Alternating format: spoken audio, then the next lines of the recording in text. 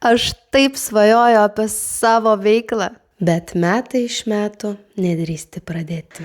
Bet aš puikiai sutariu su visais aplinkiniais. Nors kartais viduje norėtum pasakyti ne. Už tai aš turiu nuostabių idėjų. Bet neįgyvendini, nes galvoji, o ką pagalvos kiti. Aš taip noriu meilės, artumo ir gražių santykių. O viduje tai jauties visiškai to neverta. Gerai, nuo pirmadienio tai tikrai jau pradėsiu.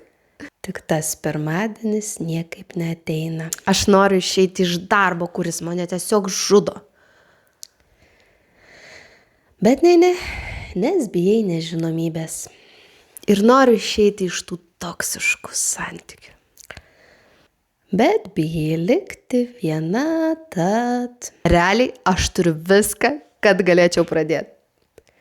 Ir vis dar lauki to tinkamo momento. Ar dar reikia tęsti, jog suprastum, kad dažniausiai mūsų svajonės nužudo ne mūsų talento stoka, o tai, ką mes galvojame patys apie save.